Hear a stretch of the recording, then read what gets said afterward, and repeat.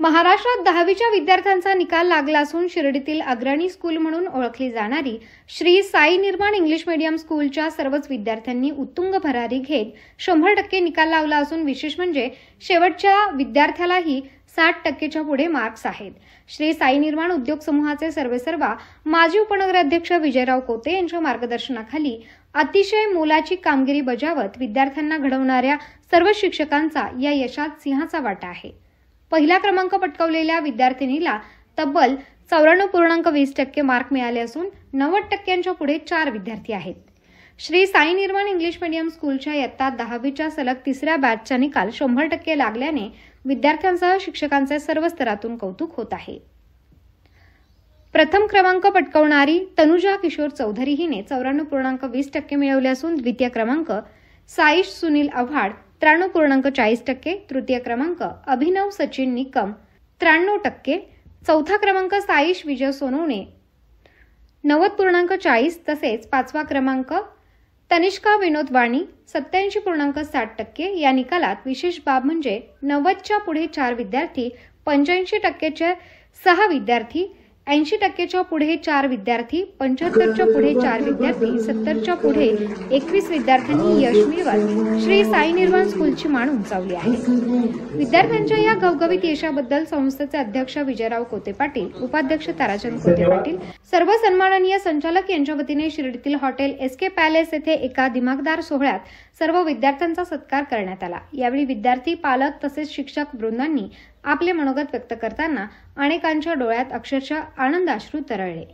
प्राचार्य गणेश डांगे सर, मुख्याध्यापक संदीप डांगे, मुख्याध्यापक यासह सर्व शिक्षक, शिक्षिका व शिक्षकेतर कर्मचारी व पालक यांनी गुणवंत विद्यार्थ्यांचा सत्कार व कौतुक करत पुढील वाटचालीस शुभेच्छा दिल्या आहेत। गरजेचं आहे आणि विशेष करून आज आनंद या गोष्टीचा आहे की ज्या प्रमाणे अध्यक्ष साहेबांनी या ठिकाणी तुमचं मनोगत व्यक्त केलं।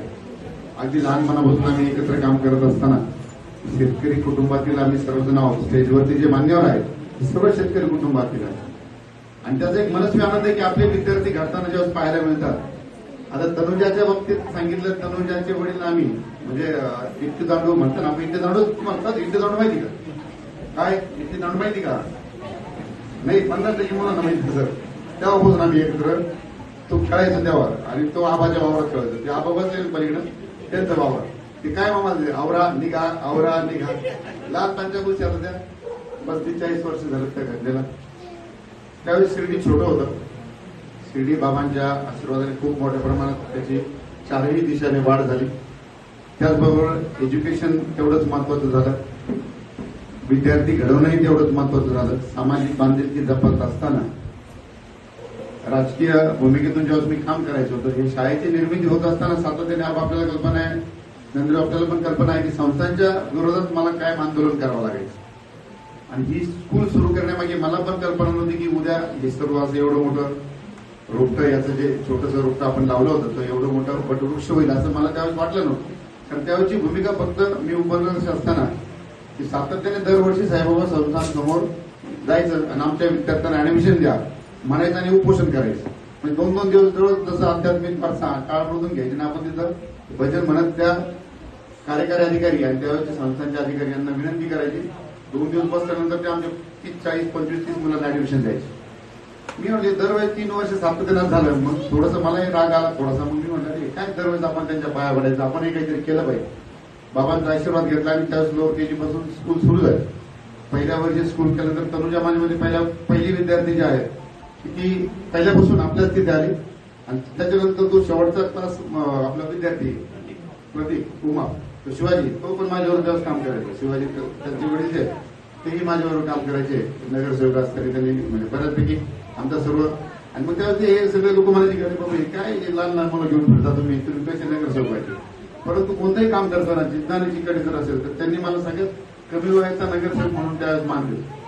पण हे करत असताना आपल्याबरोबर असणारे आपली सवंगडी, आपल्यावर असणारे आपले मित्र, आपल्याला असणारं आपलं मार्गदर्शन मिळणारे जे व्यक्तिमत्व आहे त्यांचं मार्गदर्शन ज्यावेळेस मिळतं त्यावेळेस या सगळ्या गोष्टी घडत जातात। तर या ठिकाणी प्रामुख्याने मला सांगायचा आनंदाचा क्षण आहे, जे विद्यार्थी चांगल्या गुणाने पास झालेले आहेत या ठिकाणी सगळ्यांचं कौतुक झालेलं आहे। बऱ्यापैकी आम्ही समवयस्क आमचे वर्ग मित्रांचीच मुलं आहेत जवळजवळ म्हणजे 10वी 11वीला जे मुलं आहे तर माझ्या बरोबरचे जेवढे होते, कारण माझी मुलगी आता झाली ती आता MBBS गेली, म्हणजे जवळ मागं पुढे सगळे आम्ही आहोत आणि समवयस्क आहोत. आणि त्याचबरोबर आपल्याला समविचारी शिक्षक मिळाले. विशेष करून म्हणजे खरंच आनंद आहे की प्रत्येकाने त्यांचं कौतुक केलं आणि कौतुक करण्यास ते तेवढेच पात्र आहे. म्हणजे मी ज्या दिवशी संदेश सर आणि गणेश सर जेव्हापासून त्या संकुलनात आले तेव्हापासून परत मला फक्त ते झेंडावंदन करायला बोलवतात, एक तर पारितोषिक द्यायला बोलवतात. याच्या परिणामध्ये पालक आले ते सांभाळून घेतात. का करावं, त्यांच्याकडे फी कमी करायची जास्त करायची त्यांच्याकडे. मला पण तो आनंद आहे की ते आल्यानंतर माझी जबाबदारी जी आहे ती फार कमी झाली आणि त्याच्यामुळे माझ्या दुसऱ्या व्यवसायाकडे पण लक्ष देऊ शकतो. या ठिकाणी प्रामुख्याने या सर्व घडामोडी घडत असताना हा जो प्रवास आहे 10वी पर्यंतचा प्रवास आहे आणि तुम्ही जवळजवळ मुलांना बऱ्यापैकी जी 10वीची जी मुलं आहेत, आपली पहिली जी बॅच होती ती दुसरी आणि तिसरी बॅच 100% निकाल या ठिकाणी वापरले आणि हे सर्व कौतुक कोणाचं आहे, शिक्षकांचं. आणि म्हणून त्यांच्यासाठी नक्कीच टाळ्या आपण वाजवल्यानंतर परत एकदा वाजवतो. या ठिकाणी प्रामुख्याने संदीप सर आणि गणेश नांगे सर आपलं सांगितलं, आपला सफाई सर आहे, सगळा स्टाफ जीव तोडून मेहनत घेणार आहे आपल्यासाठी. आपल्या घरच्या मुलासारखं जपणारं जर कोणतं संकुल असेल तर ते फक्त साईमान आहे आणि त्याचा मला अभिमान आहे. कारण सर्व करत असताना नामदार राजाराव शिवकी भट आहेत, सुजयदादा आहेत, नेहमीच आपल्या स्कूलला शिक्षणाला कैलास बापू गोष्ट आहेत की ते वेळोवेळी मार्गदर्शन आपल्याला करत असतात आणि त्या अनुषंगाने त्या माध्यमातून आपले हे सर्व काम करत असताना बाबांचा आशीर्वाद श्रद्धा आणि सबुरी ठेवून आपण हे सर्व काम या ठिकाणी केलेलं आहे. सर्व विद्यार्थ्यांचं मनापासून कौतुक करताना मला मनस्वी आनंद त्या पालकांचा पण आहे. एक पालक तर मी गाडी घेऊन निघालो, भाऊ तुम्हीच होत्या, पेढे घ्या, मी पेढे कसे देऊ राहिले तो पण मला निकाल किती लागले माहिती नाही. संदीप सरांचा फोन देत टेन्शन मध्ये तेवढं माहित होतं की आदल्या दिवशी फोन आला होता, उद्या निकाल आहे भाऊ. पण त्यांनी मला एक सांगितलं की उद्या गुलालाची गोणी आपल्याला लागेल, एकच शब्द ते म्हटले. म्हणजे त्यांचा कॉन्फिडन्स किती होता की रिझल्ट लागायच्या आतमध्ये आपण आपला शिक्षक सांगू शकतो की गुलालाची गोणी लागली याचा अर्थ नक्कीच चांगला रिझल्ट राहील असं एक अपेक्षित वातावरण होतं आणि साईबाबांच्या कृपेने ती गुलालाची गोणी त्या दिवशी मिळाली. तर मनापासून सर आपलं अभिनंदन करत असताना अगदी आपल्या मुलासारख्या सगळ्या विद्यार्थ्यांना आपण जोपासलं. सर्वांच्या समोर जे विद्यार्थी आणि पालक यांचं समन्वय घडवणं महत्वाचं असतं. हे सगळं कधी यश मिळतं तर तिन्ही बाजू एकत्र झाल्यानंतर.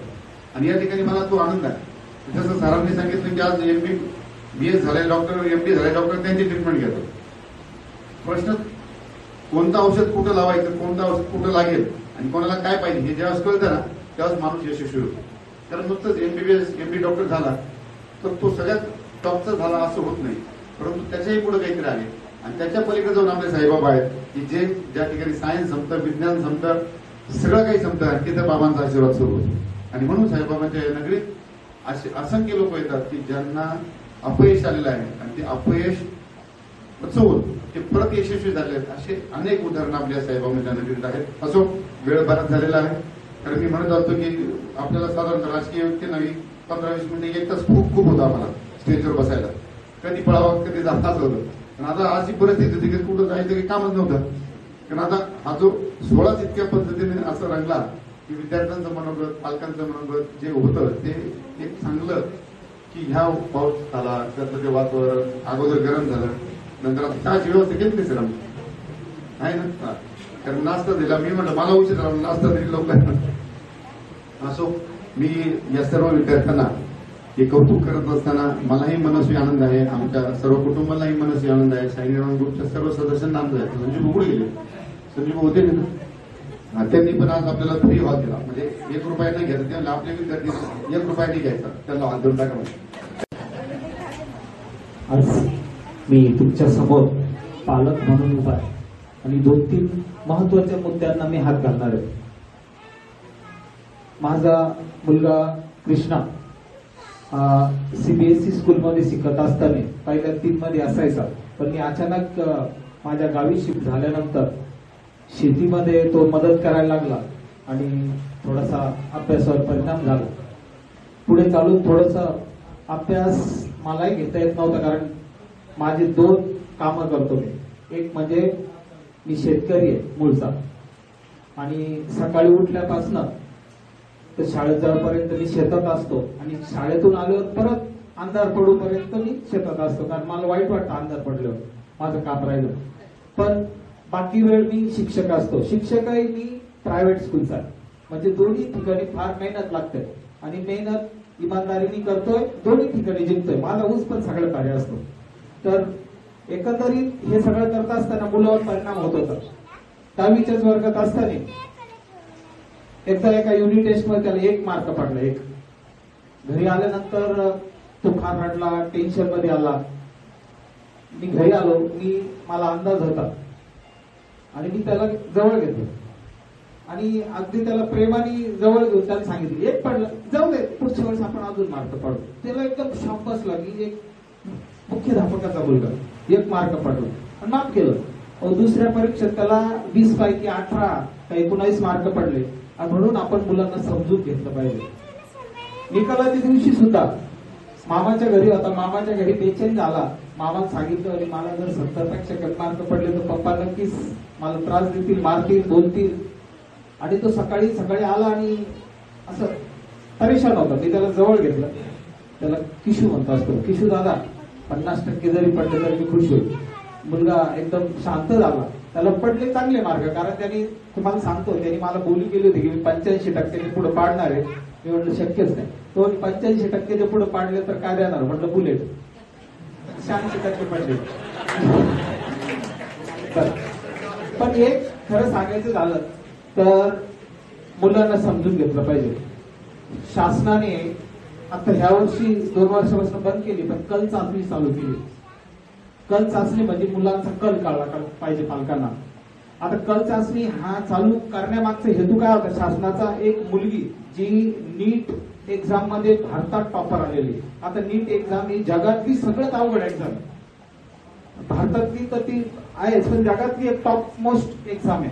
आणि त्या एक्झाम मध्ये ती पहिली आलेली ती मुलगी आणि ती तिथे जॉईन झाली. सगळ्यांना अभिमान, सगळीकडे बॅनर, सगळं चर्चा. आणि त्या मुलीने जॉईन झाल्यानंतर 8 दिवसातच आत्महत्या केली. आत्महत्या केल्यानंतर तिने जे पत्र लिहिलं ते पत्र सगळ्या भारताच्या एज्युकेशन सिस्टीमला जागा करणार होतं. तिने सांगितलं की मला डॉक्टर व्हायचंच नव्हतं, पण मला टक्केच इतके पडले की मला सगळ्यांनी डॉक्टर बरं, शेजारी असतील, पाहुणे असतील, शिक्षक असतील, सगळ्यांनी मला डॉक्टर मला व्हायचं होतं ते पायलट. पण आता मला आयुष्यात कधीच पायलट होता येणार नाही आणि म्हणून मी संपून घेते. असं झालं. म्हणून आजच्या ह्या प्रसंग जो आपण एकत्र आलो त्यात परत एकदा सांगतो की सगळ्या पालकांना विनंती करतो की आपल्या मुलाचा कल माहिती करून घ्या. आज घरी गेल्यानंतर प्रत्येकाने आपल्या मुलास घेऊन बसायचंय, मुलाला घेऊन, आणि आपल्या मुलाचा कल माहिती करून घ्यायचा आणि मग त्या पद्धतीने त्याला ट्रीटमेंट द्या. आज मी तुमच्यासमोर पालक म्हणून उभा. मी माझ्या सगळ्या शिक्षकांचं मनापासून मी हात जोडून मी सांगतो की I am very thankful to you all. मी सगळ्यांनी कष्ट घेतले. आणि आज मी माझ्या मुलाला विचारलं की अरे कृष्णा कशाला ऍडमिशन घ्यायचं, पण त्याचं कॉन्फिडन्स एवढा आहे की तो तुम्ही कशाला घ्या पप्पा, मी तयारी. म्हणून आपण सगळ्या मुलांचं आता घरी गेल्यानंतर कल माहिती करून घ्या. कुठंतरी याला स्कोप आहे त्याला स्कोप आहे म्हणण्यापेक्षा थोडंसं कल माहिती करून घ्या. त्या पद्धतीने घ्या, स्कोरिंग चांगली होईल. आणि ह्या गोष्टी जर घडल्या तर नक्कीच चांगलं मिळेल. परत एकदा मी संस्थेचे अध्यक्ष व सगळ्या शिक्षकांना, स्पेशली निकम मॅडम, तुम्हाला धन्यवाद देतो. आणि कारण एक शिक्षक असताना ट्युशन टीचरनी मेहनत घेतली आणि ते मनाचा मोठेपणा दाखवून आपण त्यांना धन्यवाद दिला पाहिजे. सगळ्यांना टाळ्या वाजवा पाहिजे त्यांच्यासाठी. And everybody has work very properly, everybody. आज माझी साई निर्माण जिंकली. ही जिंकायला कारण हे सगळे तुम्ही सगळ्यात, म्हणून ही साई निर्माण जिंकली. माझी साई निर्माण जिंकली. मला फार आनंद वाटलाय आणि माझा कॉन्फिडन्स इतका हाय आहे की मी आता काही करू शकतो. नाईट क्लास सप्टेंबर पासून चालू केले होते, ज्यावेळेस 15 एप्रिल पासूनच चालू केले आणि निकाल चांगला राहील अशी मी खात्री देतो. थांबतो. धन्यवाद. साई निर्माण प्रतिष्ठानच्या वतीनं इयत्ता 10वीच्या विद्यार्थ्यांचा गुणगौरव सोहळा आज या ठिकाणी आयोजित केला. या कार्यक्रमासाठी साई निर्माण प्रतिष्ठानचे अध्यक्ष सन्माननीय विजयराव कोते पाटील तसेच सर्व मान्यवर बाळासाहेब कोते पाटील उर्फ आबा या ठिकाणी उपस्थित पालक, माता भगिनी आणि विद्यार्थी मित्र, शिक्षक स्टाफ सगळा आज या ठिकाणी विजयराव कोते पाटलांचं मी अभिनंदन करेन. या ग्रामीण भागामध्ये एवढी मोठी गुंतवणूक त्यांनी केली, खूप मोठी डेअरिंग त्यांनी या शिर्डी आणि नांदुर्गी परिसरामध्ये केली आणि इन्व्हेस्टमेंट करून पुढलं भवितव्य या अंधारात आहे. आणि त्यांनी या ठिकाणी स्वतःच्या जमिनीमध्ये एवढी मोठी गुंतवणूक केली आणि आपल्या या ग्रामीण परिसराच्या विद्यार्थ्यांना चांगल्या प्रतीचं शिक्षण मिळावं हाच हेतू त्यांचा होता. आणि आपल्या सर्व पालक वर्गांच्या वतीनं मी त्यांचं हार्दिक हार्दिक अभिनंदन करतो. कारण ही गोष्ट सोपी नाही. हे इन्फ्रास्ट्रक्चर उभं करणं, सगळ्या सुविधा करणं, शिक्षक स्टाफ तयार करणं आणि खूप असं शालेय साहित्य असं सर्व मधलं सगळं बेंचेस असतील, सर्व फर्निचर असेल, स्टाफ असतील, हा काही सोपा खेळ नाही. हे मोठमोठ्या आमदार, खासदार किंवा शिक्षण महर्षींचे कामं आणि आपल्या परिसरामध्ये खूप असे साई भक्त विजयराव कोते पाटलांचं मी आपल्या सर्वांच्या टाळ्याच्या गजरात तुम्ही स्वागत करावं. कारण एवढी मोठी गुंतवणूक करणं ग्रामीण भागामध्ये शक्य नाही. तेवढे विद्यार्थी मिळाले पाहिजे, तेवढ्या गाड्या पाठवल्या पाहिजे, तेवढे विद्यार्थी जमवले पाहिजे, स्टाफ चांगला पाहिजे. स्टाफचंही या ठिकाणी जसं कौतुक आज केलं सगळ्यांनी, अशा प्रकारचा स्टाफ जमा करणंही सोपं नाही. खूप असं आपल्या सर्व ग्रामीण भागातील पालकांना, ग्रामस्थांना या ठिकाणी चांगल्या प्रतीचं शिक्षण मिळालं. आज हे पोरं 90% पुढं गेलेले आहेत. खाड खाड मी तर माईकवर बोलतात. चांगल्या प्रकारचं यांनी गॅदरिंगमध्ये त्यांना तयार केलेलं आहे. शिक्षकांचंही मी खूप आभार मानेल, कौतुक करेल. या शाळेचा दर्जा त्यांनी निश्चितच या जिल्ह्यामध्ये उंचावलेला आहे. आणि प्रत्येक विद्यार्थ्याकडे या शिक्षकांचं लक्ष आहे. आजच्या या पालकांच्या बोलण्यावरून किंवा विद्यार्थ्यांच्या सांगण्यावरून प्रत्येक विद्यार्थ्याकडे शिक्षकांनी खूप असं बारकाईने लक्ष दिलेलं आहे. याच्यातून निदर्शनास येतं एवढं कुठल्याही शाळेमध्ये काम केलं जात नाही. आणि आपण चांगल्या पद्धतीचे कार्यक्रम, सांस्कृतिक कार्यक्रम असतील, गॅदरिंग असतील, भाऊंचा हात कुणी धरणार नाही. कारण वारकरी संप्रदायामध्ये तेवढंच आहे, शैक्षणिक मध्ये तेवढंच आहे. खूप असं काम भाऊंनी या परिसरामध्ये केलेलं आहे. भाऊंचाही मी आभार मानतो. या ठिकाणी मला बोलवलं आणि अध्यक्षपदाचे खूप मोठं मला या ठिकाणी मान दिला. भाऊंचाही मी आभार मानतो, शिक्षकांचे आभार मानतो आणि सर्व या ठिकाणी विद्यार्थी चांगल्या मार्काने पास झाले. खूप गुणवान विद्यार्थ्यांना माझ्या खूप खूप शुभेच्छा. भविष्य काळामध्येही त्यांनी अशाच प्रकारचं नावलौकिक कमावं अशी मी विनंती साईचरणी प्रार्थना करतो आणि थांबतो. व्यासपीठावरील आजच्या कार्यक्रमाचे प्रमुख पाहुणे, त्याचबरोबर आपल्या संस्थेचे अध्यक्ष आणि इतर मान्यवर, त्याचबरोबर आजच्या आपण हा जो गुणगौरव सोहळा या ठिकाणी आयोजित केलेला आहे, या गुणगौरव सोहळ्याच्या खरं पाठबळ म्हणजे आपले पालक आणि सर्व गुणगौरव ज्यांचा आपण गातोय त्याची खरे मानकरी विद्यार्थी मित्र आणि शिक्षक. करिअर म्हटलं की आपण त्या करिअरला अनेक वाटा आहेत, त्याला अनेक डायमेन्शन्स आहेत. जसं आपल्या घरात आपण विजेच्या जो बल्ब आहे त्याचं बटन दाबलं की सर्व घरात प्रकाश पडतो, पण त्यातून येणारे किरण दिसत नाही. तर येणारे किरण जसे असतात त्या किरणांप्रमाणे करिअरच्या वाटा आपल्या समोर आहेत. विषय येतो केव्हा आणि कधी, कारण ते करिअर निवडायचं कसं. आणि करिअर निवडताना आपण सगळ्यात महत्वाची गोष्ट बघतो की बऱ्याच वेळा आजही आपल्या देशामध्ये, आपल्या राज्यामध्ये, आपल्या आजूबाजूला अशी परिस्थिती आहे की आपण बघतो आपल्या विद्यार्थ्याला गुण किती आहे आणि त्या गुणांनुसार आपण बऱ्याच वेळा विचार करतो की माझ्या मुलाला आर्ट्सकडे जायचं, कॉमर्सकडे जायचं की सायन्सकडे जायचं. आणि तीच प्रथा यापुढेही चालत राहणार, कारण आपला जो रिझल्ट. माननीय विजयभाऊ कोते, सन्माननीय व्यासपीठ, सर्व बंधू आणि भगिनींनो, उपस्थित सर्व शिक्षक वृंद आणि विद्यार्थी मित्रांनो, सर्वांना माझा नमस्कार. तर सर्वप्रथम मी कौतुक करू इच्छितो विजूभाऊ कोतेंचं, कारण त्यांनी जे स्वप्न बघितलं अगोदर की आपण साई निर्माण स्कूल सुरू करावी, तर सगळ्यांच्या वतीने आपण विजूभाऊंसाठी एक जोरदार टाळ्या आपण देऊया.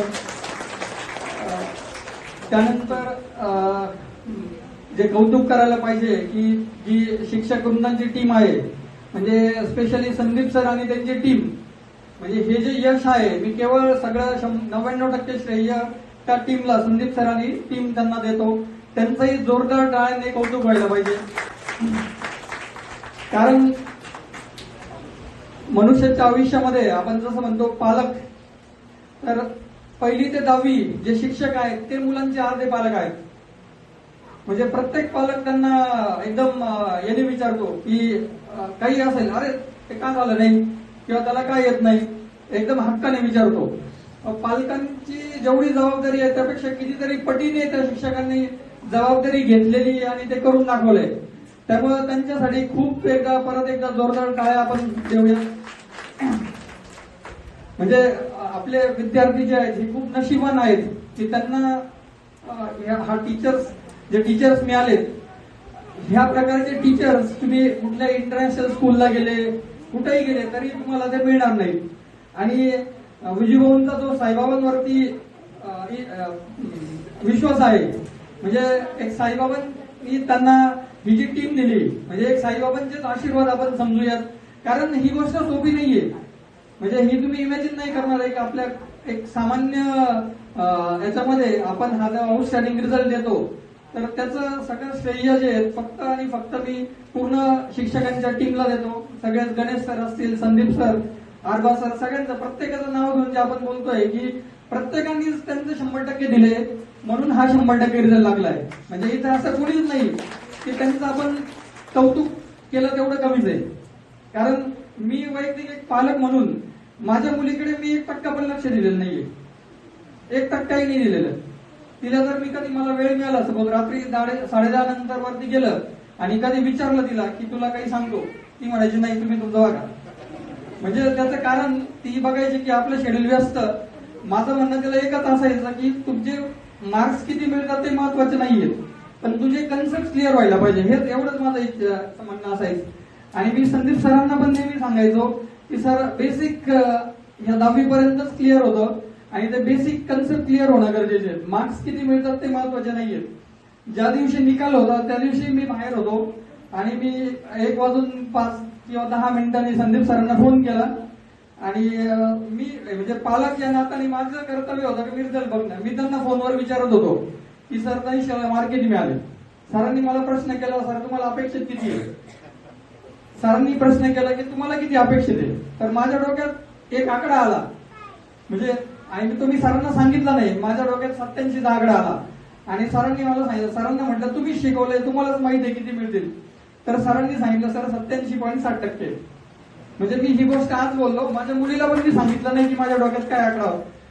त्याचं कारण असं की सरांनी किंवा स्कूलमध्ये जे काही त्यांच्या एक्झाम्स घेण्यात गेल्या, प्रिलिम असतील हे असतील, तर त्या प्रिलिम मध्ये जे मार्क मिळत होते तेच मार्क मुलांना फायनल एक्झामला मिळाले. बरोबर ना सर? म्हणजे हे असं स्कूलमध्ये ऍक्च्युली काय होतं प्रॅक्टिकली की मुलांना विनाकारण थोडंसं मोटिवेशन देण्यासाठी थोडेसे मार्क्स, काही चुका ज्या असतील त्या न पकडता मार्क्स दिले जातात. पण मी प्रॅक्टिकली एक बघितलं की ह्या त्यांची जी शिक्षकांची टीम होती त्या पेपर चेकिंग मध्ये त्यांनी असं कुठेही एक्सपोजर केलं नाही की अरे ठीक आहे आमच्या मुलांना प्रिलिम मध्ये एवढे पडतायत किंवा फेक असं काही केलं नाही. जे काय होतं ते ऍक्च्युअल होतं.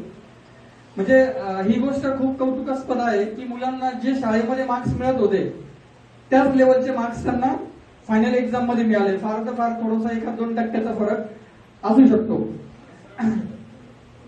अजून एक दुसरी महत्वाची गोष्ट म्हणजे की आज गणेश सरांनी पण करिअर बद्दल जे गाईड केलं की पुढे काय केलं पाहिजे. तर एक पालक या नात्याने किंवा मी ज्या कॉमन फॅमिलीतनं आलो आणि मी जे काही केलं त्याच्यातनं मी एक सजेशन किंवा सल्ला देऊ शकतो इच्छितो की मुलांना तुम्ही कुठलाही प्रेशर आणू नका. म्हणजे काय होतं ऍक्च्युली आपण पालक स्वप्न बघतो की माझ्या मुलाने हे केलं पाहिजे ते केलं पाहिजे, पण माझ्या लेवलला मी म्हणतो ते चुकीचं आहे. ठीक आहे, तुमचे स्वप्न असेल, पण मुलांची पण त्याच्यासाठी किती साथ आहे हे पण बघितलं पाहिजे. ऍज अ डॉक्टर म्हणून ज्यावेळेस, आता मी एक कौतुक म्हणून सांगत नाही, पण मी आज माझे टोटल ओव्हरऑल ओपीडी जे आहेत, माझं सुखधाम हॉस्पिटल जे आहेत साई निर्माणच्या समोर, तिथे माझं हॉस्पिटल आहे. माझ्या 15 ठिकाणी आउट व्हिजिटिंग ओपीडीज आहेत आणि 4 कंट्रीज बरोबर माझे डील्स होतात. म्हणजे पेशंट जे आहेत, माझी मुलगी बघते कधी रात्री फोन येतात, अमेरिकेतून फोन येतात, स्वित्झर्लंडवरनं फोन येतात. आता रिसेंटली दुबई आणि मॉरिशियस या 2 कंट्रीज बरोबर माझ्या ओपीडीचा डील चालू आहे. म्हणजे मी पण एक सामान्य कुटुंबातला माणूस होतो. म्हणजे माझे आई वडील तर दोघंही अंध आहेत, दोघंही. आणि मी सेंट जॉनचा विद्यार्थी. माझ्या आजोबांनी मला सेंट जॉन या स्कूलमध्ये शिकवलेलं. म्हणजे आमची पूर्ण फॅमिली जी होती त्याच्यातला मी एकमेव व्यक्ती की मला कॉन्व्हेंटला शिकवलं त्यावेळेस. आणि त्यावेळेस आम्हाला जे शिक्षक असायचे त्यातले शिक्षक माझे सुधीर चौधरी सर, हे मला 7 पासून तर 10 पर्यंत सायन्स शिकवायला होते. आणि त्यावेळेस असं स्पेशली ह्या टीमने जे लक्ष दिलं असं कुणीही लक्ष देत नव्हतं. म्हणजे अक्षरशः त्यावेळेस उलट जागृती किंवा ह्या गोष्टी जास्त होत्या. तर त्यावेळेस जर सरांकडे काही प्रश्न घेऊन गेलं तर ते अशा लेवलला यायचे की इरिटेट व्हायचे, आता बस अजून किती प्रश्न विचारणार. फक्त त्यांनी एक सवय लावली होती. म्हणजे मला सांगायचं तात्पर्य हे की आपली मुलं जे घडतायत आता, तर जो बेसिक जो आहे, जो पाया म्हणतो आपण बिल्डिंगचा, तो 1ली ते 10वी आहे. आणि तो पाया जर भक्कम असेल तरच तुम्ही पुढे आयुष्यात उंच भरारी घेऊ शकता. तुमचा पाया कच्चा असेल म्हणजे त्याच्यामध्ये सगळं खूप आनंद, म्हणजे विद्यार्थ्यांपेक्षा जास्त आनंद आई वडिलांना असेल. आणि शिक्षक तर खूपच म्हणजे आउटस्टँडिंग भेटलेले होते यावेळेस. माझं सगळ्यात मेन म्हणजे मी युक्ताचं म्हणजे 8वीला तिला दुसऱ्या शाळेत टाकणार होते आणि साईबाबामध्ये टाकणार होते. तर साईबाबाचे जे प्रिन्सिपल होते तर आधी इंटरव्ह्यू देत होते. माहिती नाही साईबाबांची काय इच्छा होती तिच्यासाठी, पण त्या इंटरव्ह्यू मध्ये ती जशी धडधड बोलते सर्वांशी किंवा तिचं वागणं आहे तर ते एकदम खूप छान आहे. पण जेव्हा तिचे इंटरव्ह्यू घेत होते तेव्हा ती त्या सरांशी तिची काही बॉन्डिंग नाही झाली. आणि नंतर ते सरांनी सांगितलं की तिचं ऍडमिशन होणार नाही. जी 90% मुलगी साईबाबामध्ये सुद्धा सिलेक्शन झाली नव्हती 8वीला. पण मी आज खरंच देवाचे खूप आभार आहे की त्यांनी आज ह्या लेवलला तिला इथे म्हणजे पूर्ण कलेमधून आणि शिक्षणामधून जे शिक्षण भेटलंय इथे, तर ती अजून पुढे खूप काही करू शकते तिच्या नावाप्रमाणे. की तिचं नाव जसं म्हणजे आपण ऐकल्यानंतर बोलतो ना युक्ता भाटिया, तिच्या पुढे काहीही लागलं का ते टॉप लेवल सारखं नाव गाजलं जातं. तर हे सगळं शिक्षकांमुळे झालेलं आहे. आणि Nikam ma'am, really thank you so much. Thank you so much सरांना परत एकदा.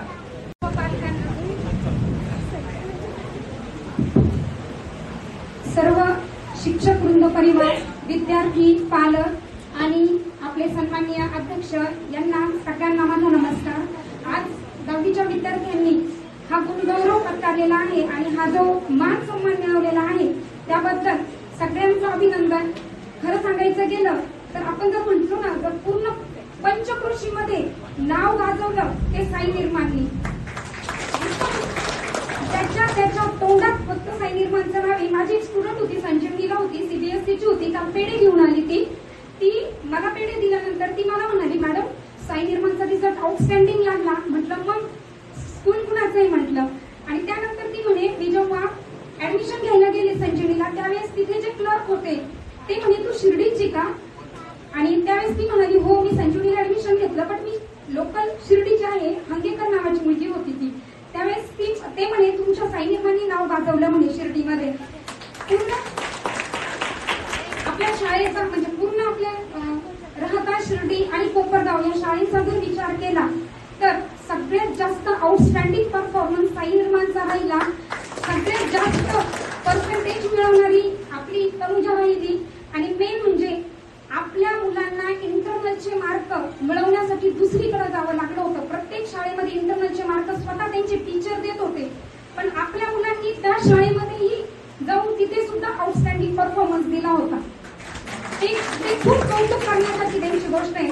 आणि आपल्या प्रत्येक विद्यार्थ्यांनी सांगितलं माझ्या या यशामागे माझी मम्मी आहे, माझे पप्पा आहे, हे आहे. पण मी खरं सांगेन, प्रत्येक विद्यार्थ्याच्या यशामागे हा शिक्षकच असतो.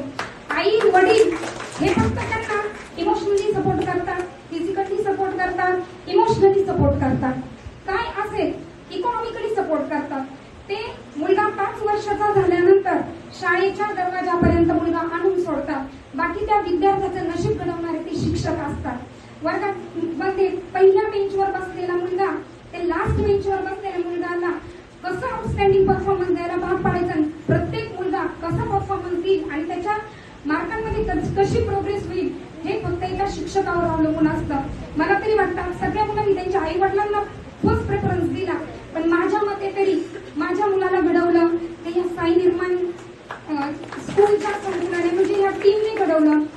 माझ्या मुलाचं 7वीला इथे ऍडमिशन झालं त्यावेळेस त्याला हार्डली 75% होते. मला सांगा, ज्या मुलाला फक्त 75% पडतात त्या मुलाला कोण सायंटिस्ट म्हणेल? कोणीच नाही. म्हणजे ऍव्हरेज मार्क्स होते त्याचे. संदीप सर त्याला सायंटिस्ट म्हणत होते. तो जेव्हा एकदा घरी येऊन म्हटला, माझे संदीप सर मला सायंटिस्ट म्हणतात. म्हणजे अरे सायंटिस्ट तुझ्या काय सायंटिस्ट सारखं, पण त्याच्यातलं स्पार्क संदीप सरांनी ओळखलं होतं. अरबाज सरांनी जेव्हा जेव्हा तो चुकतो त्या वेळेस त्याला कान ओढून त्याला समज दिली होती. अभिनव चुकतोय बरं का. तसं पाहायला गेलं तर पहिले 6 महिने अभिनवचा परफॉर्मन्स एकदम डल होता, ना म्हटलं तर जमा होता. शेवटी त्याने परफॉर्मन्स व्यवस्थित म्हणजे तो त्या लेवल पर्यंत त्या मुलांच्या मला अजूनही गॅरंटी नव्हते, कारण की पहिले 2 महिने नाईट क्लासला आणि स्कूलच्या आपण जे रेग्युलर क्लासेस म्हणतो त्यावेळेसही तो नव्हता. त्याचे मेडिकल खूप इश्यू होते, तरीही त्यांनी केलं. पण मला तरी वाटतं त्यांनी जरी माझं किंवा त्याच्या पप्पांचं नाव घेतलं, पण आज माझा जो मुलगा घडला तो या शाळेने घडवला. आणि मी खूप अभिमानाने सांगते, इव्हन मी माझे 7 छोटेसे क्लासेस आहेत, पण इव्हन नवीन पॅरेंट्स आले आणि कुणी मला जर विचारलं मॅडम शिर्डीमध्ये सगळ्यात भारी स्कूल जिथं टीचर करून घेतात, तर मी पहिल्यांदा साई निर्माणचं नाव सजेस्ट करते. आणि यावर्षी भरपूर ऍडमिशन्सला पण मी साई निर्माणचं नाव सजेस्ट केलं आणि बऱ्यापैकी ऍडमिशनला तिथे आले आणि एकदम आउटस्टँडिंग परफॉर्मन्स आहे. मग सांगते, रहत्यापासून ते कोपरगाव पर्यंत प्रत्येक शाळेचे 1-2 विद्यार्थी क्लासेसला येतात. जॉग्रफीचा जो पहिला लेसन आहे फील्ड व्हिजिट म्हणजे क्षेत्रभेट, कोणत्याही शाळेने स्टेट बोर्ड असो किंवा तोच लेसन सीबीएसई मध्ये पण जॉग्रफीमध्ये तो लेसन आपली साई निर्माणची जी स्कूल आहे त्याचे जे प्रिन्सिपल आहेत संदीप लांडगे सर, त्यांच्याकडे तो जॉग्रफी हा सब्जेक्ट आहे. मी अजूनही कोणत्याही शाळेच्या टीचरला हा जो फील्ड व्हिजिट हा जो लेसन आहे ना तो प्रत्यक्ष फील्ड व्हिजिट करून दाखवलेला आतापर्यंत तरी मी नाही पाहिला. ते फक्त पुस्तकी ज्ञान त्यांनी मुलांना दिलेलं आहे. मग साईबाबाचे टीचर असो, अदर कोणत्याही स्कूलचे टीचर यांनी डायरेक्ट प्रत्यक्ष ज्ञान त्या ठिकाणी मुलांना जाऊन दिलं. फील्ड व्हिजिट काय असते, त्यामुळे तो लेसन मुलांच्या चांगलं लक्षात बसला.